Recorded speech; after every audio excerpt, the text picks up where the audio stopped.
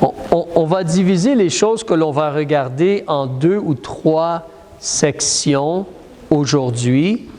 La première section, en lisant, on va voir ce que nous devons faire, comme ce que Dieu demande de nous, ce que le psalmiste, ce que l'auteur là nous encourage à faire.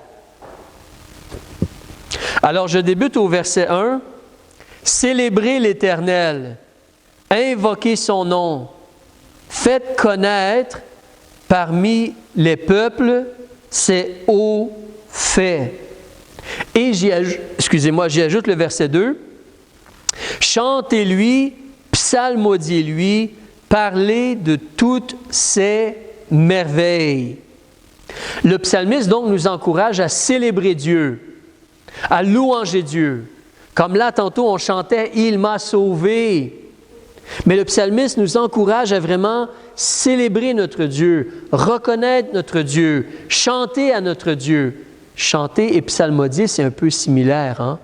Un psaume, c'est comme un chant qu'on offre à Dieu. Les paroles sont là et nous enseignent, mais à la base, c'était des chants offerts à Dieu. Donc, on célèbre Dieu, on chante à Dieu, on reconnaît Dieu, on se réjouit en Dieu. On prend le temps de remercier Dieu. On prend le temps de vraiment reconnaître Dieu. Et pas seulement nous, on veut le reconnaître, nous, on veut l'admirer, ou nous, on veut chanter à Dieu, mais en même temps, on devrait faire connaître parmi les peuples, parmi les gens, les grandes choses que Dieu a faites.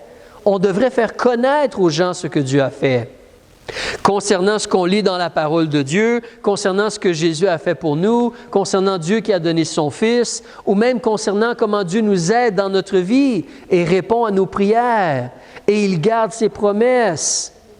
Mais vraiment prendre le temps de faire connaître les hauts faits. Ou comme il dit au verset 2, parler de toutes ces merveilles. Parler de toutes ces merveilles. Donc, c'est important pour nous de réaliser cela et d'essayer de s'enligner, de se diriger vers cela. C'est ce que Dieu demande de nous. C'est ce que le psalmiste nous encourage à faire.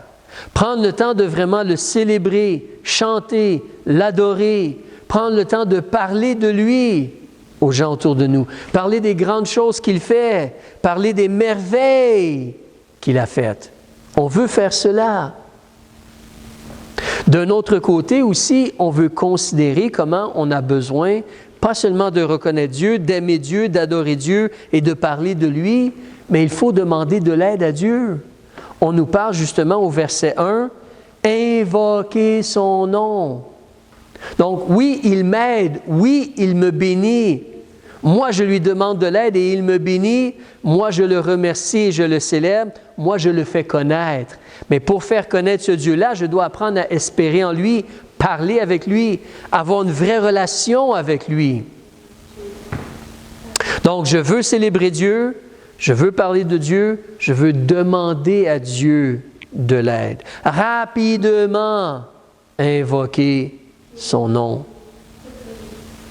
Lorsque tu arrives au verset 3, c'est un peu similaire. Hein? Il dit de glorifiez-vous de son saint nom, sa personne, sa renommée, qui il est. On parle de se glorifier. Ça, c'est un peu comme l'idée de se réjouir, d'être joyeux, de vraiment célébrer Dieu. Alors, on se glorifie de son saint nom. C'est une bénédiction pour nous. On invoque, on connaît ce grand Dieu-là, on se glorifie de son saint nom. Et tout comme tantôt on parlait de demander à Dieu, là au verset 3, c'est similaire encore. Glorifiez-vous de son saint nom, que le cœur de ceux qui cherchent l'Éternel se réjouisse. Tu as deux actions. Tu dois vraiment chercher Dieu, tu dois vouloir vraiment connaître Dieu, tu dois vraiment vouloir aller vers Dieu et espérer en lui, tu dois chercher Dieu. Mais puisque tu cherches Dieu, tu devrais te réjouir, tu devrais célébrer, tu devrais chanter à Dieu, parce que tu le cherches vraiment. C'est facile de dire tout cela, mais la vie, elle a des vents, elle a des vagues, elle a des problèmes, elle a des difficultés. La vie est remplie d'obstacles et de complications. Mais on veut porter vers cela. C'est le genre de vie qu'on veut mener. C'est Dieu qui nous invite, qui nous encourage à cela. Prends le temps de me reconnaître. Prends le temps de te réjouir en moi. Prends le temps de me chanter, de me célébrer. C'est bon pour toi. Prends le temps de demander mon aide. Prends le temps de me chercher et de te réjouir que tu connais ce Dieu-là et que tu le cherches. Si tu cherches Dieu, tu devrais te réjouir. Cherche Dieu, ce n'est pas comme triste de rechercher Dieu. Il nous dit au verset 4, c'est encore le détail, mais il nous dit « Recherche l'Éternel et sa force, cherchez continuellement sa face, invoque son nom, demande. » N'essaie pas par toi-même de vivre ta vie. N'essaie pas par tes capacités d'accomplir des choses.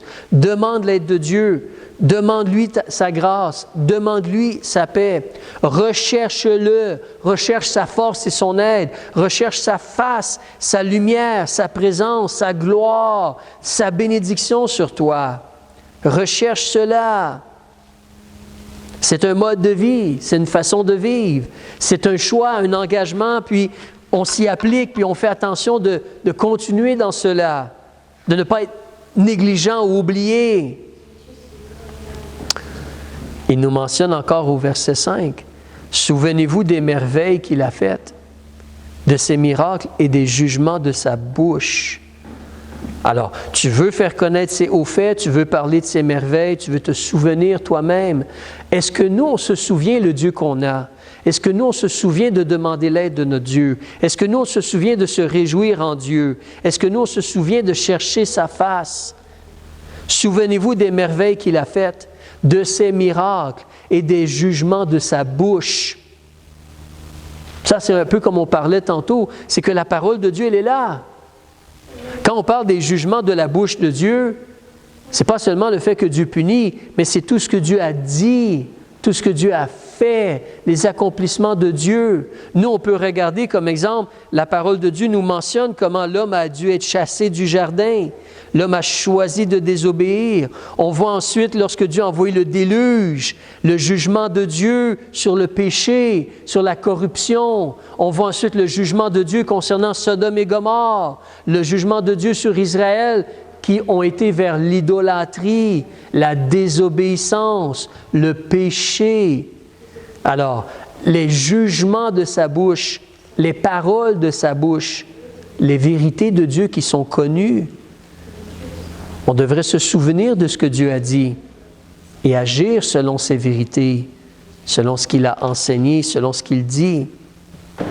Je tourne au verset 6, et là, ça ne devient plus autant personnel parce que l'auteur s'adresse spécifiquement à des Israélites ou à des Juifs.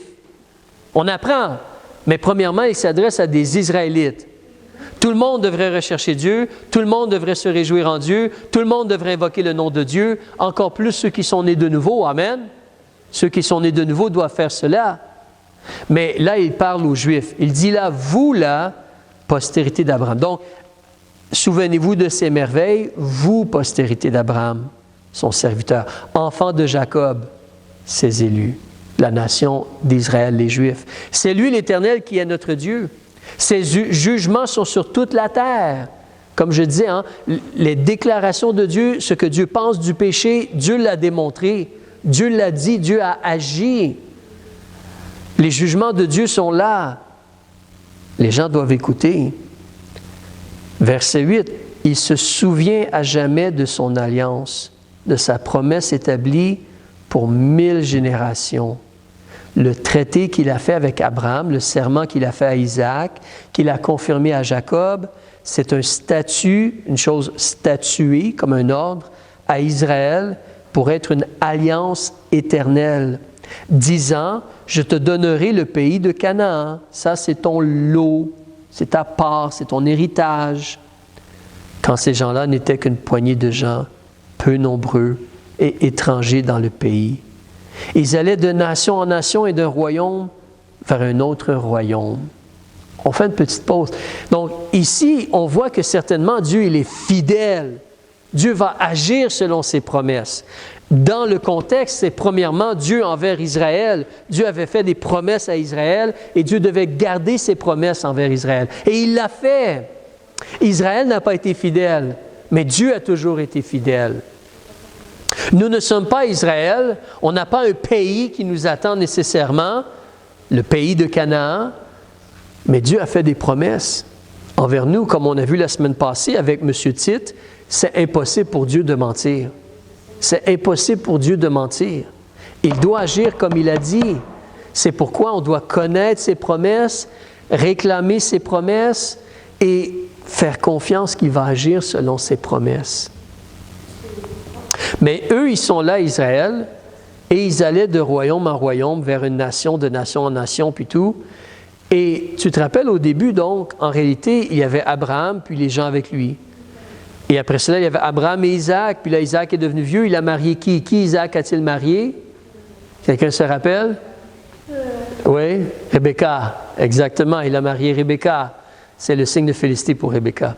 Il a marié Rebecca, et après ça, c'était Isaac et Rebecca, puis ensuite, ils ont eu des enfants, Jacob et Ésaü. C'était Jacob et les 12 patriarches, ou c'est devenu les 12 tribus. Mais ils étaient qu'un petit peuple, ils se déplaçaient, puis à un moment donné, ils ont quitté Canaan, puis ils ont été en Égypte. Ils se déplaçaient d'un endroit à l'autre, au milieu du pays de Canaan et de la terre de Canaan. Et on te dit quelque chose d'intéressant au verset 14. C'était juste un petit peu nombreux, d'après le verset 12.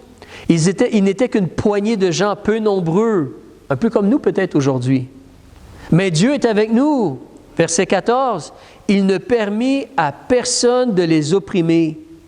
Il a châtié des rois à cause d'eux. » Abimelech, si tu te rappelles, Pharaon, si tu te rappelles, avec M. Abraham et tout. Mais il a châtié des rois à cause d'eux. Et Dieu a agi, disant, « Ne touchez pas à mes oins, ce que Dieu a béni. Ne faites point de mal à mes prophètes. » Wow, ces gens-là étaient comme des prophètes. Ils n'ont pas écrit de livre, mais ils pouvaient avertir les gens de ce qui s'en venait. Ils connaissaient les paroles de Dieu. Et Joseph était, ou a prophétisé des choses à travers les rêves, mais il a agi. Évidemment, toi et moi, on est dans une situation un peu différente ou particulière. On te dit ici que Dieu n'a pas permis que les nations les oppriment. On est dans une situation un peu différente, quoique Dieu est avec nous. Mais tu veux garder en tête une chose, si tu avances avec moi, garde ton doigt là, mais avance avec moi en Jacques, chapitre 2, page 324, vers la fin de la Bible. Page 324. Quand les chiffres vont recommencer dans le Nouveau Testament, Jacques chapitre 2, te montrer ici une réalité de comment un chrétien peut être opprimé des fois. Quelqu'un qui espère en Jésus peut être opprimé des fois. Et Jacques chapitre 2, verset 6, Jacques parle à des gens qui ont espéré en Jésus, et au verset 6, il leur dit, « Vous, au contraire, vous méprisez le pauvre. Ne sont-ce pas les riches qui vous oppriment et qui vous traînent devant les tribunaux? » Donc, des fois, un chrétien et même un être humain, ceux qui ont plus d'argent oppriment ceux qui ont moins d'argent. Ils ont une capacité pour payer des avocats et nous causer des problèmes devant les tribunaux ou nous bloquer le chemin ou ainsi de suite. Alors, nous revenons au psaume 105. Donc, au psaume 105, pour Israël, Dieu n'a pas permis qu'il soit opprimé. Je veux te rappeler, c'est important, peut-être tu vas être opprimé dans ta vie. Peut-être tu vas être opprimé ou persécuté, ça peut arriver. Mais n'oublie pas, comme on a lu, tu dois invoquer le nom de Dieu. Tu dois te tourner rapidement et chercher la face de Dieu. Tu dois demander à Dieu de te soutenir, de t'aider, de te délivrer. Et tu dois remercier Dieu. Attendre sa délivrance. Il va t'aider. Mais eux, Dieu a dit, je ne permets pas qu'ils soient opprimés. On est rendu maintenant au verset 16. Il a appelé sur la terre la famine. Il a rompu tout l'appui du pain. Alors, rappelle-toi, là, Dieu parle de son peuple. Son peuple est dans le pays de Canaan avec Jacob, avec ses 12 garçons. Joseph va être vendu, va aller en Égypte. Certains d'entre vous, vous connaissez bien l'histoire. Éventuellement, Jacob et ses enfants vont tous descendre en Égypte. Mais on te dit ici que Dieu a appelé la famine sur la terre. Tu te rappelles justement, ça c'était la base de l'histoire. Alors, en réalité, en Canaan et autour de Canaan et autour de l'Égypte, c'est la famine. Et Dieu envoie Joseph pour préparer les choses. Il devient le second après Pharaon. Et Dieu va utiliser Joseph pour amasser du grain et nourrir sa famille pendant 7 ans de famine sur la terre. Et ce que je veux te faire voir ici, qui a décidé d'amener la famine? Ce n'est pas le diable. Et ce n'est pas les hommes. Ce n'est pas le gouvernement non plus. C'est toujours la faute au gouvernement, n'est-ce pas? Mais ce n'est pas la faute du gouvernement ici. Dieu a choisi de permettre la famine sur la terre. Est-ce que Dieu est méchant? Pas du tout. Est-ce que l'homme fait le mal? Trop souvent. Mais Dieu permet la famine. Il va rompre l'appui, le soutien, l'aide du pain. Pourquoi Dieu permet la famine? Ça, c'est une excellente question. On n'aime pas trop réfléchir sur cela. Pourquoi Dieu permet les difficultés? Pourquoi Dieu permet des maladies? Pourquoi Dieu permet des épreuves? Pourquoi Dieu permet la famine? Est-ce que Dieu essaie d'avoir l'attention des êtres humains? Est-ce que Dieu essaie d'avoir l'attention des êtres humains afin qu'ils regardent vers lui qui les a créés? Ah! Est-ce que Dieu a un plan plus grand que l'être humain? Nous, on est en train de voir le royaume de Dieu. Jésus nous avertit, la semence, les enfants de Dieu, la parole de Dieu, le diable agit avec des mensonges, des gens croient le mensonge, rejettent Dieu. À la fin, il y a un jugement à travers tous les âges. Le combat est là. Et Dieu nous dit, qu'est-ce que Dieu fait? Dieu a un plan. Dieu veut que les gens se tournent vers lui. Dieu veut que les gens regardent vers lui. Dieu veut que les gens se mettent en règle avec lui. Dieu veut que les gens soient pardonnés, soient sauvés. Dieu veut que le méchant se détourne du mal. Il ne veut pas que le méchant meure. Et qu'est-ce que Dieu fait? Comme Dieu a un plan, Dieu permet des choses. Et ici, Dieu a permis la famine sur la terre. Maintenant, toi et moi, si on conduit une voiture, puis tout à coup, paf, une crevaison, qu'est-ce qu'on va faire? Maudit pneu, maudit Mazda, maudit Ford, maudit ci, maudit cela, maudite route. C'est la route, c'est les nids de poules à Montréal. C'est les routes, c'est le gouvernement qui ne fait pas son travail. C'est possible. Mais une chose est certaine, c'est que lorsqu'il se passe quelque chose sur la terre, Dieu permet des choses, peut-être qu'il a un plan. C'est certain qu'il a un plan. Mais peut-être Dieu permet quelque chose et c'est dans la continuité de son plan. Je ne suis pas en train de dire que si tu as une crevaison, c'est nécessairement le plan de Dieu. Je suis en train de dire que Dieu permet des choses et il a son plan. Et c'est à nous à réaliser que, hey, un instant, Dieu a un plan. OK, il y a cela, mais je vais demander à Dieu de l'aide. Je vais laisser cela entre ses mains. Et moi, je vais l'aimer, le servir, me réjouir en lui, chercher sa face. Mais Dieu va permettre la famine des fois. Savez-vous quoi? Quand Dieu permet la famine, qui est frappé par la famine? Tout le monde. Même ceux qui font le bien sont affectés par la réalité de la famine. Dieu va nous donner de la nourriture, Dieu va s'occuper de nous. Il y a des promesses dans les livres des psaumes au sujet de cela. Mais quand il y a des complications, des problèmes, même les gens qui espèrent en Dieu ont des difficultés. Ou doivent être dans une genre d'adversité, si on pourrait dire. Continuons. Donc, justement, Dieu a un plan, verset 17. Il a envoyé devant eux un homme, Joseph, fut vendu comme esclave. On lui a serré les pieds dans des ceps et sa vie fut mise dans les fers, jusqu'au temps où ce qu'il avait dit, M. Joseph,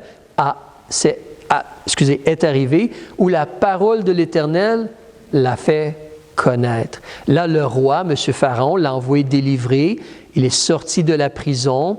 Le dominateur des peuples a fait élargir, agrandir, épanouir M. Joseph. On l'a établi seigneur, comme le deuxième après Pharaon en Égypte. C'est pas trop mauvais, ça, hein? Le deuxième après le premier ministre ou le deuxième après le président. C'est quand même bien, ça. Le roi, donc, l'a envoyé délivrer. Il a établi seigneur de sa maison et gouverneur de tous ses biens. Même il pouvait enchaîner à son gré ses princes et enseigner à ses anciens la sagesse. Alors, Israël est venu en Égypte et Jacob a séjourné au pays de Cham. C'est un autre nom pour dire l'Égypte, Cham. D'accord? Mais on a cette réalité-là ici devant nous. C'est là que, évidemment, si tu connais un peu l'histoire de Joseph, tu te rappelles, après qu'il a été vendu par ses frères et qu'il a revu ses frères, et ses frères s'excusaient à lui, « Excuse-nous de t'avoir vendu, on a mal agi, pardonne-nous. » Qu'est-ce que Joseph a dit? C'est correct. Vous vouliez faire le mal, mais Dieu l'a changé en bien. Pourtant, il a souffert en prison, Joseph, là. Ça n'était pas facile du tout pour lui, la vie qu'il a vécue. Mais il a compris que Dieu a un plan. Il a cherché la face de Dieu. Il a appris à se réjouir en Dieu. Il a appris à faire confiance en Dieu et à laisser Dieu agir. Il s'est souvenu de Dieu. Il a espéré en Dieu. Et en réalité, si l'on continue, on va voir que ça se répète. Pourquoi? Alors là, Israël maintenant était en Égypte, la nation d'Israël. Au début, ils étaient 75 de mémoire. Mais par la suite, ils ont eu beaucoup d'enfants et beaucoup de petits-enfants et beaucoup de petits-enfants. Et ils étaient tout près de 2 millions de personnes. Ils étaient des centaines de milliers de personnes en Égypte. Mais on te dit au verset 24, « Dieu fit fort multiplier son peuple, les Israélites. Même, ils sont devenus plus puissants que les Égyptiens. Si tu te rappelles, on te dit en Exode chapitre 1 et 2, les Égyptiens avaient peur qu'Israël se tourne contre eux et aille du côté de leurs ennemis s'il y avait une guerre ou quelque chose. Dieu les a rendus plus puissants que leurs oppresseurs. Mais ensuite, il s'est passé quelque chose. Regarde bien le verset 25. « Puis, il changea leur cœur tellement qu'ils haïrent son peuple et ont agi perfidement ou de façon déloyale ou infidèle contre les serviteurs de Dieu. » Alors, si tu regardes, tu peux voir justement, verset 23, « Israël est venu en Égypte. Jacob a séjourné au pays de Cham. » Verset 24, c'est comme Dieu ou comme il, Dieu, a fait fort multiplier son peuple. C'est Dieu qui a fait cela. Dieu l'a rendu plus puissant que ses oppresseurs. Il, c'est Dieu. Le verset 25, il, c'est Dieu. Il, Dieu, a changé le cœur des ennemis afin qu'ils se mettent à haïr son peuple et à agir de façon déloyale envers ses serviteurs. Voyez-vous cela? En réalité, ce qui se produit, c'est que, encore ici, Dieu permet quelque chose. Ce n'est pas une famine cette fois-ci, c'est qu'un peuple décide d'haïr les Israélites et de mal agir envers eux. Qui permet cela? Qui permet cela? Dieu. Dieu permet ici que les gens aient un changement de cœur et qu'ils se mettent à haïr son peuple et à agir de façon déloyale envers Israël. C'est Dieu qui permet cela. Pourquoi Dieu permet cela? Tantôt, on a vu pourquoi est-ce que Dieu permet la famine. Dieu a des raisons. Est-ce que Dieu veut avoir l'attention d'Israël? Surtout, Dieu a un plan. Israël doit sortir de l'Égypte. Maintenant, si Israël s'enrichisse et s'ils sont puissants, pourquoi ils voudraient sortir de l'Égypte? On est bien ici. On va prendre le pays ici à la place. Non, Dieu a un pays pour eux et un plan pour eux. Et plus grand que eux, et même plus grand que nous, Dieu a décidé que de la nation d'Israël va sortir quelqu'un qui s'appelle Jésus le Christ, qui doit naître à Bethléem et naître d'une vierge. Dieu a un plan. C'est le sauveur de tous les êtres humains. Alors Dieu, il est à l'œuvre, mais Dieu permet, Dieu agit ici, et le cœur des gens est changé, il est contre Israël, mais le plan de Dieu, c'est qu'Israël sorte de l'Égypte. Qu'il sorte de l'Égypte. Imagine si Dieu avait de besoin de permettre une épreuve dans notre vie pour qu'on décide de vouloir le suivre et le servir. C'est triste, n'est-ce pas? C'est triste.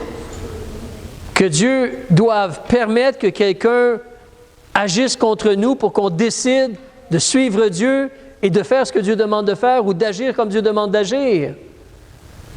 N'est-ce pas que ce serait plus approprié, sage, bien, que juste par amour, on décide on va faire ce qui est agréable à Dieu. Amen. Mais évidemment, tu as déjà été un enfant. Quand tes parents te disaient de faire quelque chose, non, je ne veux pas. Et qu'est-ce que tes parents devaient faire? Attention, il va y avoir une punition. Si tu n'obéis pas, il va y avoir une punition. Et des fois, tu étais puni. Et des fois, tu réalisais, non, ça ne me tente pas d'être puni, je vais faire ce qu'on me dit de faire. Et des fois, tu disais, non, je veux pas. Tu étais puni, la punition faisait mal. Mais ce n'était pas nécessaire. Tu aurais pu juste décider d'être obéissant. Mais l'être humain est têtu. Ici, on n'a pas tous les détails, mais on voit que Dieu est à l'œuvre afin que son peuple suive le plan de Dieu. Ils doivent sortir de l'Égypte. Et là, justement, au verset 26, tu vois que Dieu a envoyé Moïse, son serviteur, Aaron qu'il avait élu. Ils ont opéré justement au milieu d'eux des prodiges, des miracles. Dieu a envoyé des jugements et des plaies contre l'Égypte. Alors, au verset 28, on te parle des ténèbres, de l'obscurité, et ils ne furent pas rebelles à sa parole à ce moment-là, donc devant Dieu. Verset 29, Dieu a changé leur eau en sang, il a fait mourir leurs poissons pour les Égyptiens. La terre a fourmillé de grenouilles, c'est un jugement, les plaies des grenouilles. Verset 31, les plaies des insectes. Verset 32, la pluie, la grêle des flammes de feu. Verset 33, justement, cela a frappé les vignes, leurs figuiers, les arbres de leur territoire. Verset 34, les sauterelles sont venues et ont dévoré. Verset 35. Verset 36, il y a eu la mort de tous les premiers-nés aussi. Verset 37, puis Dieu les a fait sortir avec de l'argent et de l'or. Et dans leur tribu, il n'y eut personne qui chancela. Ça, c'est incroyable aussi de voir cela. Dans le plan de Dieu, Dieu a agi pour que les Égyptiens aient de la haine. Dieu a agi pour que Israël veuille sortir. Mais en sortant, Dieu avait averti Moïse et le peuple, demandez aux Égyptiens plein de choses. Et les Égyptiens avaient tellement la crainte de Dieu et la main de Dieu était tellement là, les Égyptiens ont donné plein de richesses aux Israélites. Et quand les Israélites sont sortis, ils s'en vont dans le désert, là. Ils s'en vont dans le désert. Mais en sortant pour aller dans le désert, on te dit qu'ils sont sortis avec de l'argent et de l'or. Ils sont sortis comme des milliardaires pour aller dans le désert. Alors, évidemment, dans le désert, tu ne peux pas aller au Club Med ou tu ne peux pas aller au restaurant, mais ils ont plein d'argent et de richesses. Ils sont bénis. Dieu agit. Alors, même l'Égypte s'est réjouie à leur départ, car la frayeur d'Israël les avait saisis. Et il a étendu la nuée pour les couvrir. Mais Dieu est à l'œuvre. Alors, une dernière chose en terminant. Remarque, dans les derniers versets, on te parle encore de comment Dieu a agi pour Israël. Il a mis la nuée pour les couvrir et le feu pour les éclairer la nuit. Alors, eux, ils se promenaient dans le désert dans des tentes et ils avaient le tabernacle, la tente pour adorer Dieu. mais il y avait une colonne de nuée le jour pour éclairer, et la nuit, une colonne de nuée le jour, et la nuit, une colonne de feu pour éclairer. Ils avaient la manifestation de Dieu là, visuellement devant eux. Et cette bénédiction spéciale, dans un désert, d'avoir une nuée qui les couvre et un feu pour les éclairer la nuit, peut-être même pour chauffer un peu. Alors, et s'il fait chaud pendant le désert, je ne sais pas, je ne suis pas un expert, mais certains ont dit que ça, c'est la première thermopompe. Dans le sens que le jour, il fait chaud, une nuée, ça couvre, fait moins chaud. Le soir, il fait froid, le feu pour chauffer. Alors, mais Dieu les a bénis, ça c'est certain, et sa présence était là. Mais si tu continues, Dieu leur a même donné des cailles, de la viande et du pain qui descendait du ciel, la manne, au verset 40. Au verset 41, Dieu leur a donné l'eau qui est sortie des rochers. Sortie des rochers. Dieu a vraiment agi pour démontrer sa puissance et sa gloire. Et on te dit au verset 42, il se souvenait de sa parole sainte et d'Abraham, son serviteur. Et il a fait sortir son peuple avec de l'allégresse, une grande joie, ses élus avec des chants de joie. Il leur donna les terres des nations et ils possédèrent le travail des peuples. Imagine cela. Donc Dieu a le plan. Mais qu'est-ce que Dieu fait ici? Dieu les a amenés à un endroit. Imagine, c'est comme si tu arrives à un endroit et tout est là, tout est inclus. Ils sont arrivés dans un nouveau pays et ils ont pris possession de choses qui étaient déjà là. De choses qui étaient déjà là. Les terres étaient déjà là, prêtes à être cultivées, avec des outils pour cultiver si tu voulais, des animaux si tu voulais. Le travail que les peuples ont déjà creusé des puits, bâti des maisons, ils pouvaient prendre ce qui était là. Des arbres avaient été plantés, qui pouvaient être récoltés pour le fruit. Ils sont arrivés là, puis ils ont pu jouir de toutes ces choses-là qui étaient déjà là pour eux. La bénédiction de Dieu. La bénédiction de Dieu. Donc, on voit ce que Dieu demande de nous. Invoquer son nom, le rechercher, le remercier, le louanger et parler de lui. Parler de lui. On voit ce que Dieu fait. Dieu agit pour s'occuper de nous, s'occuper de nos besoins, pour nous protéger, pour prendre soin de nous et pour l'avancement de son plan. L'avancement de son œuvre. Comme nous, on est en train de voir là, on essaie de travailler à l'œuvre de Dieu.